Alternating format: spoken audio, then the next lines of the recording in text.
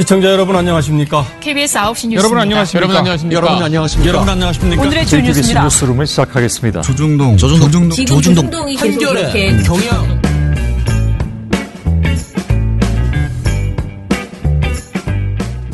민원연의 미디어 탈곡기 491화를 시작하겠습니다. 예, 안녕하세요. 저는 민원연에서 사무처장을 맡고 있는 김원경입니다. 모니터 팀장 이봉우입니다. 이정일입니다. 저희가 녹음을 또 땡겨서 화요일에 하고 있습니다. 네. 이번 주에 그 3.1절도 있고요. 금요일이죠. 네. 그리고 이래저래 해서 미리미리 좀 녹음을 많이 해놔야지 될 것 같습니다. 그러면 우리 금, 토, 일 이렇게 3일 연휴로 쉬는 건가요? 그렇죠. 아, 좋겠네. 좋습니다. 네, 다들 너무 행복하시겠습니다. 왜 남의 일처럼 처형께서는 못 쉬십니까? 아니, 저는 너무 지금 뭐 해야 될 일들이 너무 많이 밀려 있어가지고요. 예, 제가 지금 사실은 세월호 관련해서 저번에 이제 세월호 참사 관련해서 활동했던 단체들이 다 같이 모여서 재난 이후의 상황에 대한 가이드라인, 그러니까 재난보도 가이드라인은 있잖아요. 네. 그런데 재난 이후에 어떤 그 구제 관련된, 피해자 구제 관련된 그 모든 영역의 가이드라인이 없다라는 것 때문에 근데 이런 가이드라인이 외국에서는 꽤 있더라고요. 그러니까 재난 이후에 1년, 2년, 3년, 4년 동안 무엇을 시행해야 되는지 이런 가이드라인이 있어서 저희가 그거를 팀을 짜가지고 이제 같이 하고 있는데요. 4.16 4.16 연대랑 굉장히 여러 단체가 같이 하고 있어요. 그런데 단체라기보다는 아무튼 여러 사람이 같이 하고 있는데 거기에 또 어쩌다가 쑤시고 들어가가지고 제가 정말 안 맡아야 되는데 제가 좀 약간 병입니다. 이게 거절 못하는. 그래서 거기 들어갔는데 거기서 이제 언론 관련된 그러니까 재난 이후에 언론이 어떻게 보도해야 되는가. 재난 당시에 뭐 그때 한 반짝은 좀 가이드라인을 지키는데 그 이후에 안 지켜서 그런 것들에 대해서 좀 수집해서 보고서가 아니고 초안을 만들기로 했는데 마감일이 다가오고 있어요. 3월 초입니다. 그래서 제가 이 연휴에 반드시 지금 그것을 해야 된다라고 지금 강박을 지금 느끼고 있습니다. 그게 아니면 나는 도망을 가버려야 된다. 재난 이후 가이드라인이면은 뭐 후속 보도 관련해서 그렇죠. 가이드라인. 근데 저도 몰랐는데요. 많은 사람들이 그 영국에 그런 가이드라인 비슷한 게 하나 있대요. 제가 그런 거를 참 영어를 잘해야 되는데.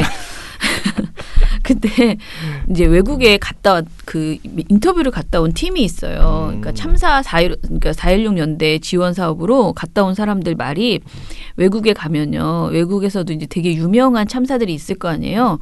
근데 참사 이후에 자기들은 그 어떤 트라우마가 없어졌다라고 생각하다가 10주기가 되면서 기자들이 막 무작위로 막 덤벼가지고 당신들 뭐 어땠냐, 그때 어땠냐 막 이래가지고 갑자기 그때의 기억이 막 소환되면서 다시 막 앓고 정신적인 엄청난 충격을 받고 오히려 그걸 묻어뒀다가 그때는 이제 사람의 고통이라는 게 그런 거예요. 그러니까 외면하고 내가 살아야 된다라는 생각 때문에 그 시기를 지나왔다가 그 시간이 한참 지난 다음에 오히려 언론 인터뷰가 너무 그렇게 남발되는 것에 대해서도 굉장히 그걸 하지 말아야 된다라는 교훈을 얻었대요. 근데 그런 외국의 그런 사례들이 있더라고요. 네. 그래서 근데 우리나라는 아직은 참사 이후에 그런 언론 보도로 인해서 누가 어떤 피해를 입고 이런 식의 어떤 그 데이터 같은 게 전혀 없어요. 그렇죠. 예, 그래서 근데 이제 세월호 참사도 지금 이제 다가오고 있잖아요. 4.16. 네. 그러면 이제 5주기, 뭐 6주기 이러면서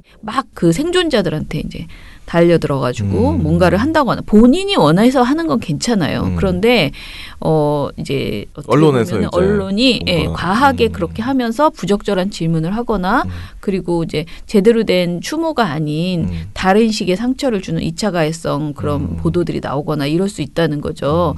사실은 지금 우리가 말하는 그 5.18 관련된 지금 외국 보도들도 사실 마찬가지예요. 그것도 거의 재난에 가까웠잖아요. 국가적인. 그렇죠. 그런데 그것에 대해서 오히려 2차 가해를 주는 보도들이 지금 굉장히 많이 나오고 있잖아요. 그런데 이런 것들이 당사자들에게는 엄청난 그 분노 조절 장애가 이제 온다는 거죠. 그러면서 뭐 진짜 상처가 되게 크대요. 그래서 근데 외국은 이런 것들을 계속 추적 관찰해가지고 이런 보도를 하지 말자라는 이런 것들이 좀 있다고 하더라고요. 그래서 저도 그런 걸 좀 더 찾아보고 그래서 저희가 어떻게 하자라는 최소한의 우리가 무슨 우리는 그냥 민간 그야말로 여러 사람이 모여서 고민을 정리하는 거잖아요. 네. 그래서 이런 것을 1차적으로 좀 정리해 보자. 그래서 4월에는 내자, 발표하자 이런 생각을 가지고 있습니다. 그럼 그 가이드라인은 어떤 이름으로 발표가 되는 건가요? 아마 그냥 시민사회가 같이 만들었다 해서 뭐 같이 한 단체들이 쭉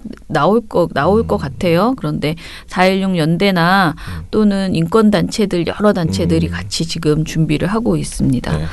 네, 그래서 제가 아무튼 굉장히 그런 숙제가 있어서 마음이 무거워요. 다시는 그런 일에 들어가지 말자 이렇게 고민을 하고 있습니다. 내일부터 고문근절 캠페인 연재한다. 부장. 네? 특별 취재반 구성해서 왜 죽었는지 누가 죽였는지 샅샅이 밝혀내. 부장, 그럼 이거는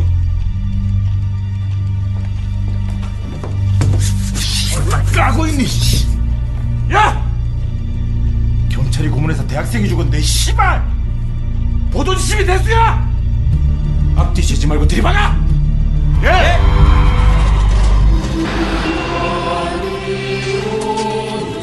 우리 민주화의 역사 속에는 자유 언론을 위해 헌신하고 투쟁하신 해직 언론인의 삶이 있습니다.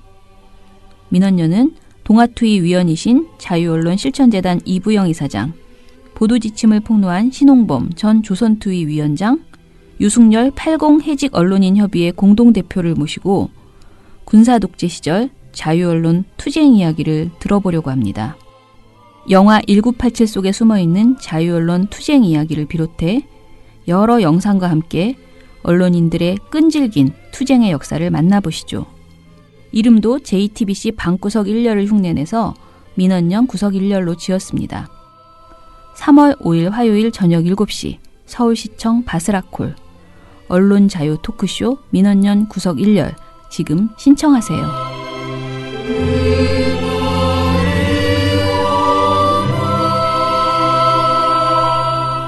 자, 그러면은 오늘은 또 한 번 우리가 논란을 빚을 가능성이 굉장히 높습니다. 제가 이런 주제를 이제는 피하고 싶은데 피한다고 될 문제는 아니기 때문에 오늘도 또 한 번 저희가 욕을 먹더라도 거듭 제가 생각하는 이야기들을 다시 해보겠습니다.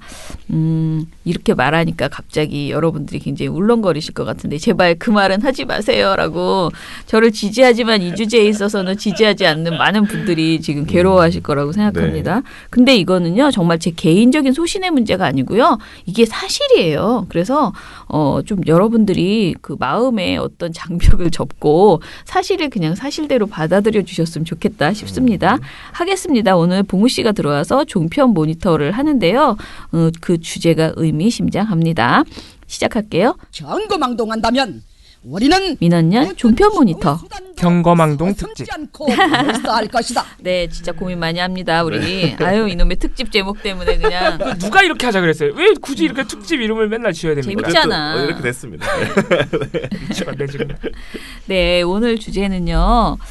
여러분들이 굉장히 그 불편해하시는 여가부의 성평등 방송 프로그램 제작 안내서 관련된 종편의 방송 내용입니다. 이미 저희도 맞을 만큼 맞았습니다. 마치 우리가 민원연이 여가부를 쉴드 쳐주려고 난리가 났다라고 생각하는 분들이 있는데요. 제가 거듭 말씀드리지만 여가부를 쉴드 치는 게 아니고 가이드라인을 쉴드 치는 것입니다. 왜냐하면 이것은 쉴드가 아니고 가이드라인이라는 것이 존재한다는 것 그리고 국가기관에서 분명히 만들어내고 있다는 것 이것을 여러분들이 여가부가 싫은 거? 여가부에 대한 불편함? 이 마음 때문에 이게 막 섞여가지고 계속 오해가 일어나고 있다는 것이죠. 섞였어요. 이게 강제력이 있는 또는 실효성이 있는 그런 정부의 규제가 아니라고 했더니 뭐 또 어떤 분들은 정부가 세금 들여가지고 규제를 만들어놓고 뭐 규제도 아니지만 가이드라인 만들어놓고 강제력이 없다는 것이 말이 되냐? 그건 또 말이 되냐? 이런 식으로 이제 세금 왜 낭비하냐? 반문하시는 건데 그거는 일종의 순환 논리예요. 그러면은 세금 들여가지고 강제력 있게 만들면은 또 언론 탄압이라 그럴 거 아니야. 그렇지. 예. 지금 가이드라인만 만들어도 언론 탄압이라고 그러고 있는 그러니까 마당에 가이드라인 만들지 말라는 예. 얘기잖아요. 예, 그래서 순환 논리고요. 그리고 두 번째로 언론이라는 것은 기본적으로 언론의 자유가 헌법적 가치이기 때문에 규제라는 걸 만들기가 쉽지 않습니다. 예, 그래서 언론이라는 것도 사회의 공공성, 공론장의 역할을 하기 때문에 어떤 우리가 지켜야 될 마지노선 이런 보도 지침들이 지금까지 어떻게 이렇게 곧 만들어져 왔냐면은 예를 들어서 방송에서 예전에는 자살이라고 했지만 지금 자살이라고 용어를 쓰지 않죠. 이거 얼마 안 된 일이에요. 이런 것들이 하나하나 아주 장기간에 걸쳐서 만들어졌던 암묵적인 사회적 합의입니다. 그런 게 어떻게 만들어졌느냐? 아무것도 없었던 게 아니에요. 저희가 지금 말하고 있는 여성가족부의 방송 제작 안내서처럼 수많은 가이드라인이 있어 왔던 겁니다. 사회적 합의의 결정체로서 시민단체들, 기자 본인들, 국가기관, 국가인권위에 대한 국가기관, 장애인 인권기관 이런 기관들이 힘을 합쳐서 그동안 방송 제작 가이드라인을 만들어 왔던 거예요.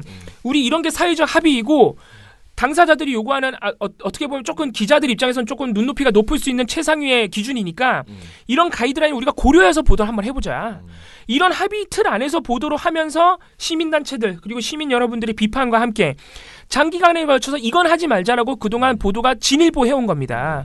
그런 의미에서 제작 가이드라인이 조금 더 한 수 높은 기자들이 현장에서는 조금 힘들 수 있지만 그렇죠. 조금 더 눈높이가 높은 그런 기준들을 계속 제시를 해주는 거예요.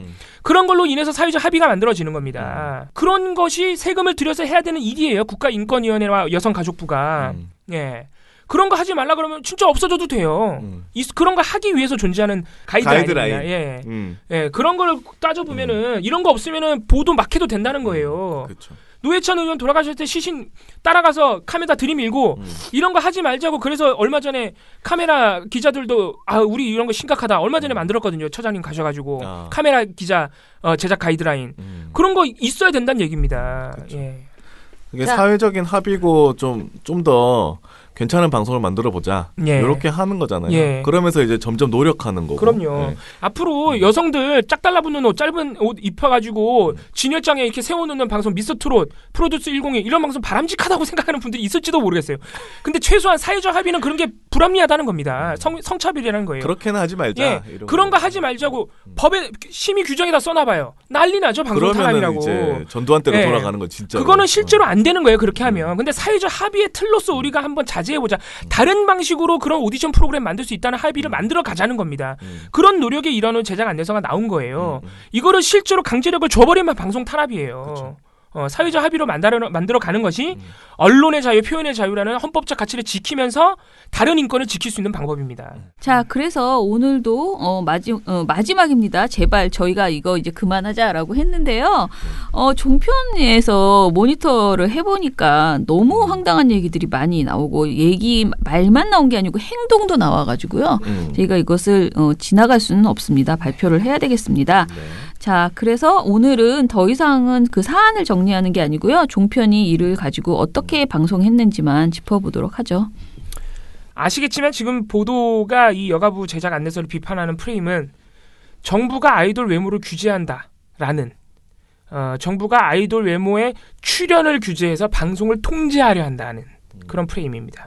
당연히 말도 안 되는 이 제작 안내서 내용을 읽어보기만 한다면 이런 보도를 사실 낼 수가 없는 것인데 상당히 왜곡되어 있는 것이고 이것이 방송 규제다 성평등을 빙자한 무슨 외모 규제다 이런 식의 프레임들이 말이 안 되는 것이 비슷한 내용의 성평등 방송 제작 가이드라인이요 우리나라에서만 나오는 게 아니라 국제올림픽위원회 유네스코 그리고 유럽회의 이런 국제기구에서 다 나와요. 유엔도 포함해서 성평등 방송 제작 가이드라인이라는 이름으로 그 누구도 거기에 대해서 왜 올림픽위원회가 성평등 방송을 규제하냐고 비난하지 않습니다. 예, 아무튼 그런 현실이에요. 종편이 지금 어떻게 방송하고 있느냐 이게 지금까지 우리가 봐왔던 보도들보다 훨씬 더 심각합니다. JTBC를 포함한 종편 4개사가 모두 이 여가부의 방송 제작 안내서를 아이돌 외모 규제라고 까고 있어요. JTBC가 포함되어 있다는 게 사실 굉장히 충격적입니다. 그동안 JTBC는 그래도 종편 3, 4와는 결이 다르지 않냐 이런 평가를 주로 받아왔었는데 JTBC가 그 종편 3, 4보다 더하면 더했지 덜하지 않은 조롱을 퍼붓고 있는 상황이죠. 네. 일단 방송 제작 안내서가 이렇게 생김새가 닮았다는 오해를 자초하는 부분을 제가 읽어드릴게요.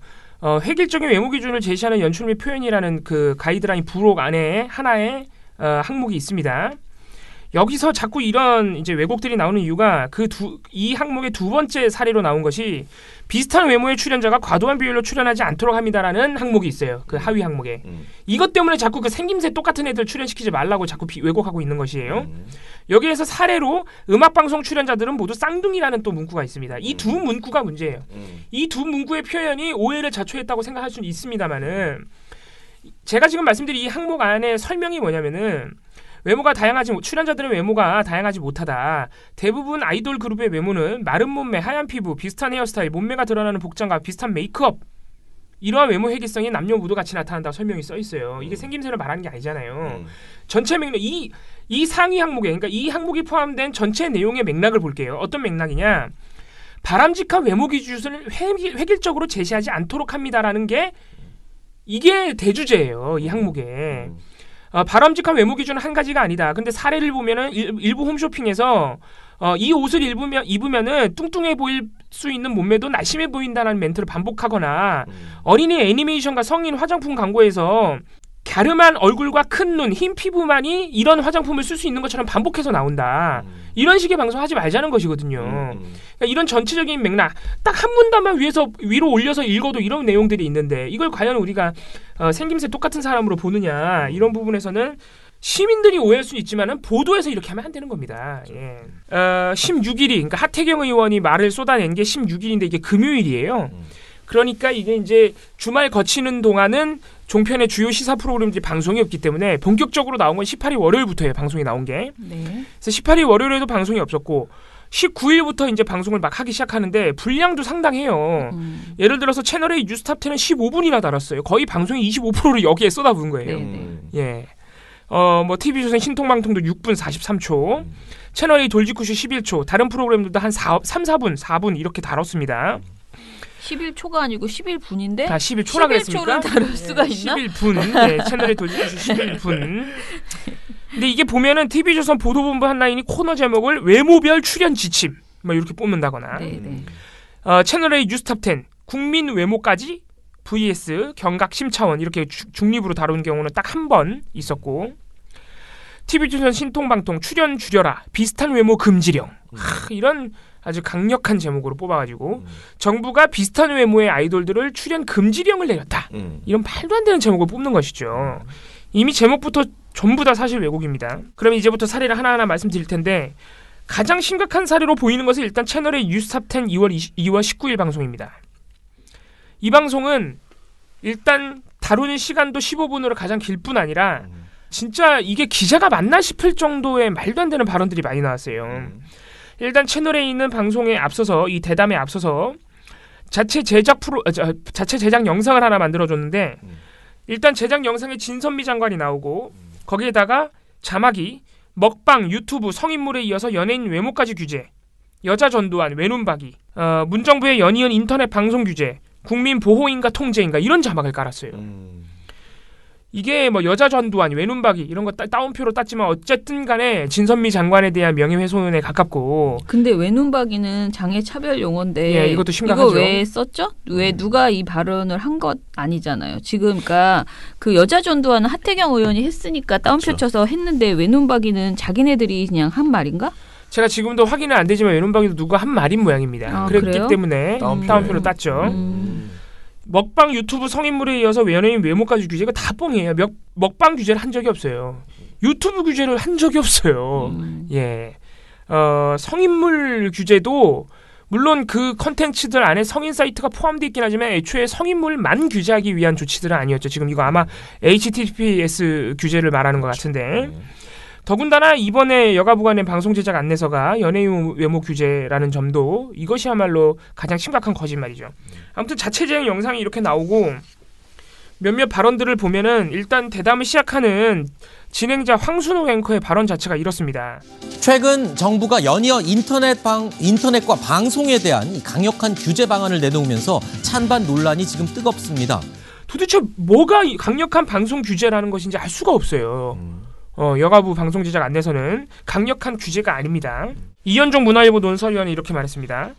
사실 저는 이제 공무원들 같은 경우에 네. 공무원 늘리는 건 저 좋아하지 않습니다. 네. 왜냐하면 공무원 늘리면 반드시 공무원은 규제가 따라갑니다. 아하. 즉 공무원이 하나 할 일이 생겨야 되잖아요. 네. 공무원이 할 일은 뭐겠습니까? 규제거든요. 네. 지금 정부가 추진하고 있는 게 규제 해제라 대통령이 그렇게 목 놓아서 이야기하는 게 왜 부처마다 규제를 좀 풀지 않느냐. 공무원들 절대 규제 안 풀어요. 왜냐? 그거에 없으면 자기 존재 이유가 없으니까. 네. 자, 그런 상황에 지금 여성가족부 하는 것은 또 다른 규제를 만들어내는 것이거든요. 네. 보면 지금 저렇게 만약에 여성가족부가 공적 공문을 보내면 방송국에서는 어떻게 하겠습니까? 만약에 안 지키면 어떡하지? 정부 지침에 못 따르는 그렇죠. 거잖아요. 지침에 못 따르면 이거 뭔가 불이익을 받는 거 아니야? 아하. 그렇게 생각할 거죠. 저런 지침이라는 것은 당연히 규제와 통제가 따라가야 되어 있습니다. 네. 그러니까 저는 그런 면에서 보면 여성가족부가 정말 자기가 해야 될 일은 하지 않고 왜 이런 규제를 하는 것인지 어떤 면에서 보면 공무원 규제라는 게 참 이게 공무원들이 빨리 좀 숫자가 줄어야 되겠다라는 네. 그런 전 생각도 가집니다. 여가부의 뭔 소리야. 방송 제작 안내서 때문에 규제도 아니고 일단 예, 방송 제작 안내서가 강력한 규제이기 때문에 공무원들 숫자가 줄어야 된다는 거예요. 일본 규제가 아니다 일단. 네.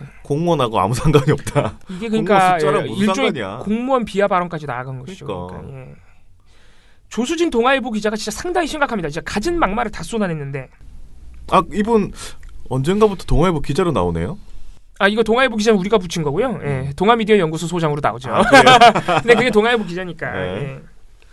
이분이 뭐라 그랬냐면은 만에 하나 방송에 등장하는 사람들의 뭔가가 잘못됐다면 방송통신심의위원회라는 곳에서 사후 제재를 받습니다. 네. 그런데 여가부까지 나서가지고 이런 걸 한다? 이건 완장을 찬 거죠. 아, 일단 처음부터 끝까지 도대체 뭐 사실인 지점이 하나도 없어요. 하나도 없네.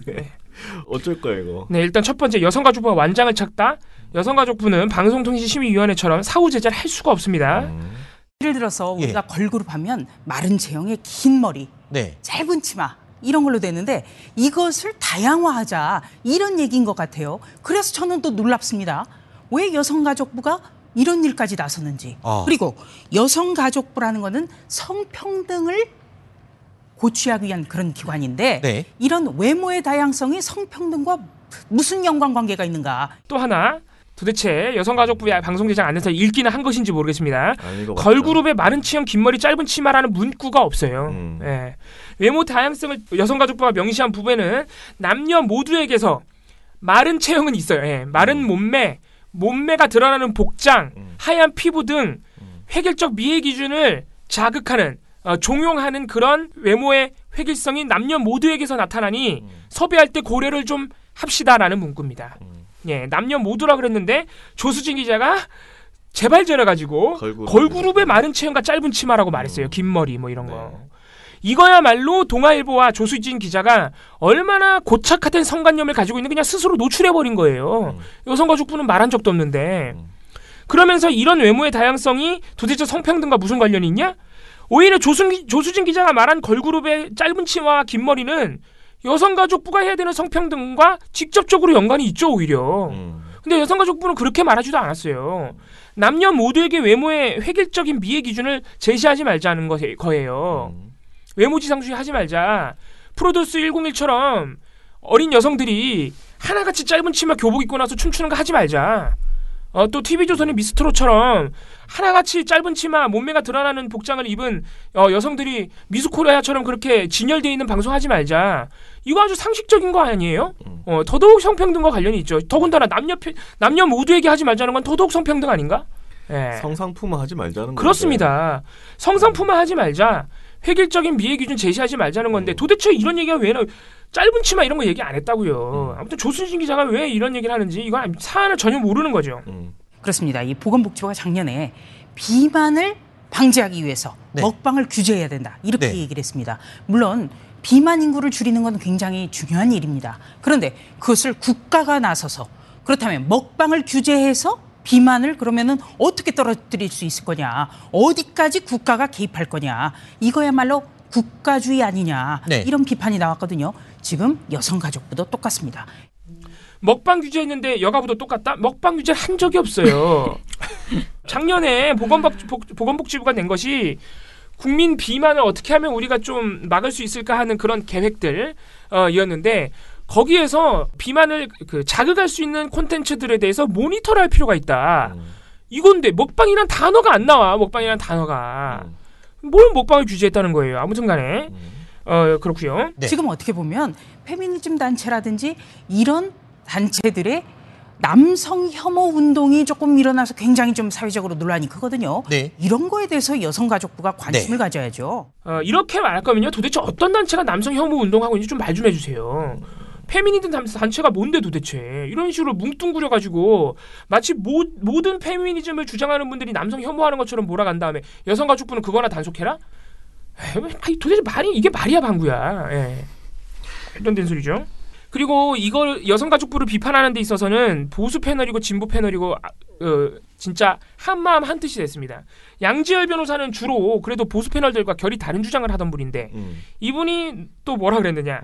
젊은 청소년들 내지는 아이돌 소비자층에서 다 구별하더라고요. 그 논문을 작성한 분의 기준으로 다 똑같다라고 얘기를 해보면 아니 비슷하게 생긴 아이돌 중에 몇몇 그룹들은 해체해야 되나요? 표현상에 그런 받아들이는 게 좀 달랐다 이런 생각이 들어요. 쌍둥이라는 표현 때문에 그런 것 같지만 그 지금 문제가 되는 그 가이드라인 안에 있는 방송 제작 안내서 안에 있는 이제 부록 외모지상주의 관련 부록의 일부 내용 때문에 그런데 거기에 쌍둥이라는 표현이 있어서 자꾸 이렇게 받아들이는 것 같아요. 근데 쌍둥이라는 표현에 부록의 내용을 전체를 읽어보면 이목구비 생김새가 비슷한 사람들을 고려하자는 얘기가 아니거든요. 아까 얘기했지만은 하나같이 그 똑같은 복장 입고 나와서 몸매가 드러나는 복장 입고 나와서 이렇게 하지 말자는 건데 자꾸 닮은 꼴이라고 생각해서 이렇게 얘기한단 말이죠. 그러니까 여기서는 제가 볼 때는 외모를 얼굴로 보느냐 아니면 전체적인 복장으로 보는데 또 여기서 또 갈리는 것 같고. 네.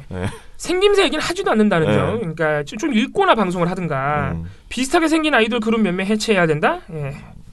이건 양지열 변호사 생각입니다. 자, 그러니까 결론은 사실 이 말들이 좀 황당해서 그런데 우리가 계속 그러니까 계속 주장하는 바를 다시 한번 얘기하면요. 일단은 이 제작 안내서는 강력한 규제가 아니라는 거죠. 강력한 규제 B입니다. 정확하게. 제가 오늘 사실은 저희 이제 모니터 중에서 지금 새로운 모니터를 하나 하려고 이제 기획을 어제 이제 해서 오늘 시작을 했는데 그걸 하기 위해서 제가 방송 언어 관련된 가이드라인을 좀 찾다 보니까 바로 또 박근혜 시기 그러니까 박효정 위원장 시기의 방송통신심의위원회에서도 마찬가지로 방송 언어 가이드라인을 만들었어요. 자, 거의 국가기관 여러분들이 말하는 물론 방심위는 사실 국가기관은 아니에요. 민간단체인데 국가로부터 이 일을 완전히 이 업무를 받도록 전체가 지원되는 그러니까 국고로 지원되는 중공무원 신분의 그런 곳들이에요. 이거를 전적으로 국가기관으로 한다는 게 이제 부담되니까 그렇게 이제 단체를 만든 건데 이 방송통신심의위원회에서도 방송 언어 가이드라인을 만들었는데요. 그 가이드라인이 그럼 나왔다고 해서 국가기관이 이것을 통제하려고 하느냐 이렇게 보지 않잖아요. 그리고 게다가 이 내용을 보니까요. 이번에 논란이 된 내용하고 너무나 비슷한 것들이 많이 들어있더라고요. 그래서 이게 진짜 내가 그동안 이제 모든 가이드라인에 이 양성평등 관련된 성평등 관련된 내용을 꼼꼼하게 읽진 않았어요. 왜냐하면 다 그게 좋은 말이지 뭐 얼마나 다르겠어 이렇게 생각하고 지나갔는데 대부분 가이드라인은 약간 이상적인 말들이잖아요. 네네 그렇게 이제 지나갔는데 이번에 그 결과들을 보니까 훨씬 더 이번 이 가이드라인이 별거 아니다라는 생각이 더 들게 그 내용이 그렇더라고요. 그래서 거듭 말씀드리는데 그런 내용, 그러니까 강력한 규제, 국가가 통제하려고 한다 이런 것은 절대 아니라는 거. 이거는 정말 팩트라는 거를 확인을 하고요. 그럼 다른 방송 아까 말씀드렸던 JTBC 사실 JTBC가 사실 제일 심각해요. JTBC가 4분이라는 짧은 시간 동안 다뤘고. 그렇기 때문에 또 발언 수위가 좀 그래도 제가 말씀드린 다른 방송들보다는 수위가 좀 낮긴 해도 JTBC는 기자들이 행위로서 여가부를 잔뜩 조롱한 것인데 그렇죠. 자, 정치부회의 2월 19일 방송이 양원보 기자가 이 사안을 다루면서 뭐라 그러냐면은 아이돌 그룹 멤버들이 다 비슷하게 생겨가지고 외모 획일성 너무 심각하다라는 그런 지적입니다. 이 책의 주장은 외모에 대한 왜곡된 편견을 심어줄 수 있다는 건데 글쎄요. 그러든 말든 그건 대중문화 소비자들이 알아서 판단할 문제인데 그걸 왜 정부가 하라 말하는 건지 솔직히 이해가 되진 않습니다만 당장 그리고 또 정치부 회의 저희들한테도 걸리는 지침이 있습니다. 17페이지 한번 가보죠. 이건데요. 뉴스나 토론 프로그램 출연자 성별로 균형이 있게 대표되도록 해야 한다는 겁니다. 그러니까 남녀 비율 맞추라는 거죠. 이런 시사 프로그램에서. 자, 보시다시피 저희는 국장까지 4명이 남성이고 신반장 혼자 여성인데요. 4대1. 이건 뭐 극 남초 아닙니까? 이를 어쩐다. 네, 좋습니다. 이러면서 갑자기 같이 출연하는 고석승 기자에게 긴 머리 가발을 씌웁니다. 그러면서 글쎄요, 제가 의도했던 건 이게 아닌데, 뭐 일단 저렇게 여장을 한번 시켜보긴 했는데, 이거는 락하는 사람 같고요. 네, 일단 저렇게 해서 3대2로 얼추, 네, 죄송합니다. 오늘 준비한 소식은 여기까지. 네, 고반장 요즘 무슨 일이 있는 거 아니죠? 아까 뭐 내더위 사가라에 이어서 먹고 살기 힘듭니다. 그래요? 제작진은 이때 화면에다가 긴 머리 가발을 쓴 고석승 기자 가슴에다가 빨간 리본까지 달아줬습니다. 그러면서 얼추 성비를 맞췄다고. 이건 근데 좀 너무 심하다. 네. 그러니까 이 기자들 대상으로 인권 보도 준칙 등 인권 감수성에 대한 교육이 절실하게 필요하다. 삐 한번 침투해야 되겠습니다. 이분들한테. 이게 방송을 이런 식으로 장난으로 하면 됩니까 지금? 아니 아무리 그거를 이건 너무 조롱하는 것 같은데. 그러니까요. 그러니까 저는 기본적으로 기자임에도 불구하고 제가 계속 말하는 이 제작 안내서의 개념 자체를 한 번도 읽어보지도 않고 이렇게 조롱해도 되는 것으로 지금 인식하고 있다는 거. 그렇죠. 그러니까 사실관계를 모르고 있다는 것과 두 번째는 사실관계를 만약에 알았는데도 이런 식으로 했다면 이거는 진짜 이건 기자 자질이 없는 사람들인 거죠. 말을 너무 막 한 거죠. 아니 그러면 머리 길면 다 여자고 그러니까요. 또 머리 짧으면 다 남자예요? 네. 그러니까 이게 이상하잖아. 여가부를 조롱했다는 건 차치하고요. 긴 머리 가발을 씌우고 리본을 달면 여자가 된다? 여기서 이미 JTBC의 한계가 드러난 거예요. 이 기자들의. 예. 그게 뭐지? 그거 성비를 맞췄다고 또 얘기까지 하는 또 얼추 맞췄다고 장난이나 치고 있고. 이상한. JTBC 기자들의 수준이 여기서 드러나는 겁니다. 네, 고착화된 성적인 어떤 인식을 여전히 답습하고 있다. 성적 편견을 가지고 있다는 걸 보여주는 것이죠. 그럼 도대체 JTBC는 또 이것도 다른 조항 가지고 이러는 거거든. 성비 맞추라 그랬다고. 무슨 조항이냐면은 이건 부록은 아니고요. 그러니까 다른 언론들이 지금 길길이 날뛰고 있는 그 외모 비슷하다는 그 부록 내용이 아니라 본문에 제작 안내서 본문에 두 번째 권고사항으로 제시된 것 중에 이런 게 있습니다. 남성과 여성 모두를 균형 있게 대표할 수 있도록 해야 됩니다라는 항목이에요. 이 항목에서 첫 번째, 프로그램에서 전문가의 의견을 구할 때는 성별 균형을 고려해야 합니다. 라는 항목이 있고, 두 번째로 JTBC가 문제 삼은 게 이거예요. 뉴스나 토론 프로그램의 인터뷰 대상, 초점 보도 대상, 출연자 등이 성별로서 균형 있게 대표되도록 노력해야 됩니다. 라고 돼 있어요. 도대체 여기 어디 성비를 맞추라고 돼 있죠? 성비를 맞추라는 내용이 없어요. 뉴스나 토론 프로그램에서 출연자 성비를 균형 있게 할 수 있도록 노력합시다라는 권유사항이잖아요. 도대체 어디다가 가발까지 씌워가지고 성비 맞추라고 그랬습니까? 예? 이거 이렇게 우리 좀 지금 특히나 뉴스 시사 프로그램은 남성 일색이니까 그죠. 앞으로 노력 좀 해봐요라는 권고사항이잖아요. 이거를 가발까지 씌워가지고 조롱할 일입니까? JTBC의 한계가 명확히 드러난 겁니다. JTBC에서는 그렇게 생각했나 보네요. 예. 가발 씌워서 조롱할 정도다라고 이 여가부 가이드라인에 대해서 생각을 한 것 같아요.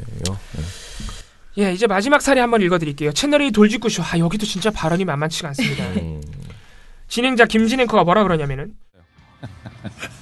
일단은 걸그룹의 외모 규제 얘기가 나왔는데 아니 박정아 대변인 아니 살다 여가부가 음악방송 프로그램들한테 걸그룹 외모 비슷할 경우 출연 제한하라라는 지침을 내는 건 처음 봤어요.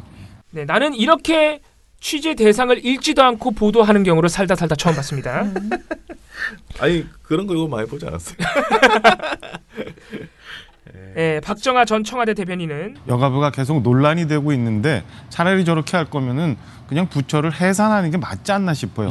무언가 일을 해야 되는데 할 일은 없고 하니까 이상한 거 자꾸 만들어내는 것 같은데 오늘 눈도 많이 오고 하는데 저쪽 아직도 남아있는 달동네 같은 데 가면 도시락 복지 공무원들 다 일손 딸려갖고 힘든데 차라리 그런 데 가서 도시락이나 나눠주고 하는 게 낫지. 김병민 경희대 교수는 갑자기 대한민국이 5공화국으로 돌아간 것 같다는 생각이 드는데 대한민국이 5공화국 같다. 5.18 망언부터 시작해서 전두환 전 대통령 때 얘기를 하게 되니까 갑자기 떠오르는 배우가 있습니다. 누구요? 이제는 고인이 된 배우 박용식 씨가 떠오르는데요. 박용식 씨, 예. 누가 봐도 전두환 전 대통령이 참 닮았죠. 그래서 나중에 4공화국, 3공화국 등에 대한 여러 가지 역할에서 전두환 전 대통령을 빼다 밟은 배우로서 모든 역을 하게 되는데 당시 신군부가 전두환 전 대통령이 너무 닮았네라고 해서 출연 정지를 내립니다. 출연 정지 시켰어요. 맞아요. 비슷한 외모 출연 금지의 시초를 올라가게 되면 전두환 전 대통령이 박용식 씨거든요. 10년 동안 결국은 출연 정지를 당하게 되니까 방앗간을 운영해요. 어렵게 좋은 배우로서 활동하고 있는데 결국 박용식 씨가 나중에 정권이 교체되고 노태우 정부 시절 1991년에 연희동 자택으로 갑니다. 전두환 전 대통령이 불러다 몇 번이고 사과를 해요. 나는 진짜 몰랐다. 전두환 전 대통령도 사과를 하는 마당이다. 이렇게 주장했습니다. 그거랑 진짜. 전두환 대통령처럼 출연 금지 지침을 내렸다는 얘기죠. 대한민국이 5공화국으로 돌아갔다는 얘기입니다. 아니 그래서 그럼 여가부 가이드라인 나오고 아이돌도 다 출연 정지됐어요? 그러니까요. 아 비교할 거 비교해야지. 이건 아니지. 예. 아무튼 지금 발언 수위들이 이게 여타 보도들보다 훨씬 세요, 종편이. 그러니까 이게 나름대로는 이제 그 정치적, 사회적 또는 인권 문제가 아니라고 생각했는 모양이죠. 요새 그런 건 약간 조심하는 낌새가 있잖아요. 그게 아니라고 생각되니까 그냥 막말을 쏟아내는 거죠. 제가 이거 심의를 다 넣었는데 방송통신심의위원회가 어떻게 하는지 보겠습니다. 이거 사실 자기네도 연관이 있는 내용들인데 이거 지금 반론권 전혀 보장 안 되고 있거든요. 진보 패널도 다 같이 이러고 있거든요. 한번 보자 이거예요. 어떻게 심의하는지.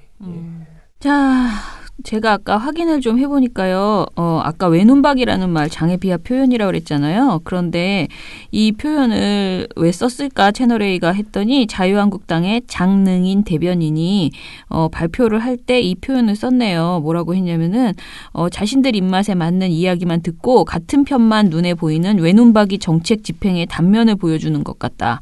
라고 얘기를 했습니다. 그러면서 이제 여성가족부 그 가이드라인을 쭉 지적을 했는데 이것을 가지고 이제 그 채널A에서는 진선미 장관 얼굴에다가 그 외눈박이 이렇게 해가지고 이제 자막을 이거 심각하네. 넣어서 쓴 거죠. 이거를 그대로 인용한 채널A.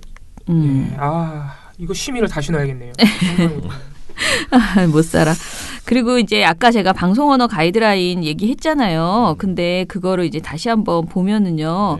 좀 의미심장한 내용. 이거는 언어잖아요. 그냥 언어 관련된 가이드라인이잖아요. 근데 굉장히 우리가 지금 일상적으로 그냥 쓰고 있는 그런 것들에 대해서 방송통신심의위원회에서도 사실 이 방송통신심의위원회의 가이드라인은 실제로 방송심의 규정에 약간 적용될 수 있는 내용이에요. 왜냐면은 가이드라인을 만든 것은 방송 언어 관련된 규정이 있는데 그 규정을 지키기 위해서는 이런 것들을 조심해달라라는 내용을 지금 담은 것이기 때문에 사실상 이거는 좀 실효성이 좀 있는, 그러니까 규제가 가능한 수준의 그런 내용이라고 볼 수 있어요. 이 가이드라인 때문에 이 가이드라인 자체 규제의 효과를 발휘한다는 게 아니라 예를 들어서 방송통신심의위원회에서 심의를 할 때 이 용어 어떤 용어를 통해서 우리가 방송 언어 조항을 적용해야 하느냐 할 때 참고할 수 있는 자료라는 거죠. 네네. 심의위원들이. 자, 여기에서 오락 예능의 경우에 오락 예능 방송을 어떻게 하여야 하는가를 것들을 쭉 얘기하다가 그러니까 성평등 관련된 게 뭐 나오냐면은 남녀 간의 성별 역할에 관한 고정관념을 조장하거나 특별성을 열등한 것으로 묘사하는 등 양성평등 의식을 저해해야 할 소지가 있는 표현의 사용은 자제해야 된다. 웃음과 재미를 유발하려는 프로그램의 특성을 고려하더라도 상대방의 외모나 인격을 비하하는 내용 또는 연령, 학력, 직업, 장애, 계층, 지역, 인종 등과 관련해서 편견을 조장하거나 조롱, 모독하는 표현의 사용은 자제해야 된다라고 한다거나. 근데 이거 실효성이 없는 가이드라인 같은데요. 이거 실효성 없다니까요. 그러니까 참고할 수 있는. 아니 방금 차장님이 읽어주신 그 조항에는 그 생각해 보면 코미디 프로들. 개그 프로들 얘는 거의 다 그렇게 하고 있는데. 예, 이게 이제 가이드라인 제작 현장에서 참고 좀 해달라. 아니 물론 지금은 많이 좋아지긴 했어 옛날보다. 그러니까 그것도 엄청 좋아진 거예요 지금 상황도. 예, 이런 가이드라인이 있기 때문에. 그러니까 예를 들어서 제가 요즘 든 생각 중에 제일 좀 이거는 새로운 변화다라고 생각했던 건 뭐냐면은 드라마에서 강제 키스하는 거 있잖아요. 그거 예전에는 그게 너무 아름다운 장면으로 우리가 다 생각을 했어요. 로맨틱한 장면이다. 박력 있는 남자 막 이런 걸로. 제가 아는 어떤 언니는요. 심지어 정말 너무나 황당한 게 자기가 다른 남자랑 뭐 미팅을 한다고 해서 남편이 뺨을 때렸는데 그걸 보고 이 남자 정말 나를 사랑하는구나 이렇게 생각해서 결혼을 했대.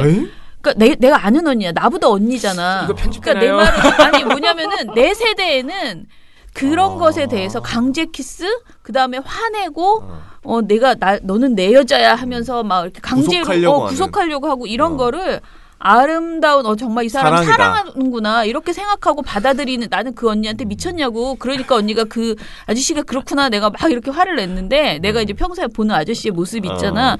근데 언니가 뭐 한참 수다 떨다가 그래서 자기는 그게 너무 감동적이었대. 그러면서 자기를 탁 껴안는데 자기가 너무 감동했다는 거예요. 그때 당시에는. 그러니까 50년 전 얘기죠. 그런데 이제 생각해 보세요. 지금 우리가 드라마에서 강제 키스하는 장면 나왔다고 해서 굉장히 여성 단체에서는 이제 단체들에서 이거 되게 불편하다. 이런 장면들 이제 그만했으면 좋겠다라고 얘기했잖아요. 그런 게 아직 규제까지 오지 않았어요. 저희가 지금 드라마에서 키스한다고 해서 강제로 키스하고 막 벽에 막 밀어쳐가지고 막 이런 거 하면은 이게 뭐 심의에 걸리지 않아요. 그렇지만 이런 게 가이드라인에 들어오기 시작했어요. 이제 이렇게 강제적으로 하는 거 말고 이것도 데이트 강간이나 어떤 것에 시작일 수 있으니 이런 장면은 이제 불편합니다라는 내용이 들어오거든요.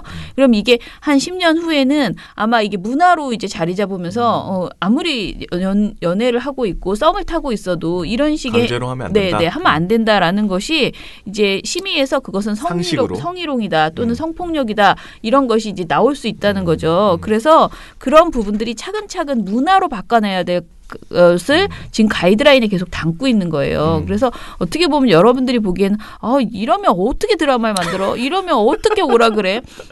어떻게 음악 프로를 만들어? 이렇게 코미디 만들어 생각하세요. 그리고 실제로 그런 이야기들을 방송에서 하는 거 저는 많이 들었어요. 최근에 어떤 방송에서 그 희극인이 나와가지고 그러니까 개그맨이 나와가지고 방송에서 개그를 하는 것에 한계를 너무 많이 느낀다라고 하면서 소재를 너무 많이 제약하고 안 해야 되는 게 너무 많으니까 할 게 없다라고 얘기하더라고요. 그런데 그 시대에 맞는 또 다른 개그를 만들어야 되는 거지. 그쵸. 김숙 씨가 그 얘기했잖아. 나 옛날에 정말 너무 부적절한 개그 많이 했다. 너무 지금 생각해 보면 부끄럽다. 너무 외모비야 이런 거 그런 거 중심으로 개그를 예전에는 썼다. 다 그렇게 했잖아요. 또. 예, 지금 생각해 보니까 내가 그때 왜 그랬나 이 얘기를. 이 발언을요 KBS에서는 이 가이드라인에 대해서 보도하면서 이걸 보여주더라고요. 김숙 씨가 과거에 했던 이런 말들을 들려주면서 이 약간 이제 그러니까 외모에 대해서 이렇게 하자는 게 아니다라는 취지를 설명하는 과정에서 이 영상을 보여주더라고요. 네, 그래서 이번에는 정치인이 아니고 개그맨 김숙 씨입니다. KBS 대화의 희열이라는 프로그램에서 나와서 한 말인데 먼저 듣고 계속 얘기 이어가겠습니다. 생각하면 하면 안 되는 개그를 너무 많이 했어요. 아주 옛날인데 옛날에 그런 행동 그런 개그 참 너무 창피하다. 맞아요. 그러니까 김숙 씨가 말하는 하면 안 됐었던 개그. 그러니까 보통 뚱뚱하다, 못생겼다 이런 식으로 개그 소재를 많이 쓰지 않습니까? 그래서 외모 비하 개그를 하지 말았어야 된다 이런 얘기를 하고 있거든요. 예. 아무튼 간에 여러분들이 이게 이제 변화를 요구하기 위해서 가이드라인을 만드는 것이지 문화를 바꿔나가자라는 것이지 당장 이거 안 하면 다 막 철퇴를 받고 이런 거 아니라는 거를 거듭 말씀을 드립니다. 네, 그러면은 오늘 방송은 이것으로 마무리하고요. 댓글은 저희가 내일 모레 좀 더 읽어드리도록 하겠습니다. 민원연의 미디어 탈곡기는 내일도 열심히 다뤄드리겠습니다. 탈탈탈 안녕. 네, 오늘 뉴스데스크 마치겠습니다. 청년에게 꿈과 희망 채널 A가 함께합니다. KBS 9뉴스 오늘 순서 모두 마치겠습니다. SBS는 앞으로도 내일 끝까지 뵙겠습니다. 파이팅하겠습니다. 오늘 8시 모두 마치겠습니다. 시청해주셔서 고맙습니다. 뉴스팔 여기서 마치겠습니다. 저희들은 내일도 최선을 다하겠습니다. 여러분 고맙습니다. 탈탈탈 안녕.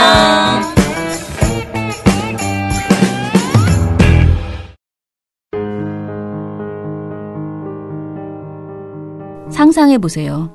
알아서 언론을 긴장하게 만들고 당신이 물어보면 궁금증을 해결해주고 어디서나 언론에 어떤 일이 일어나든 해결 방법을 모색하는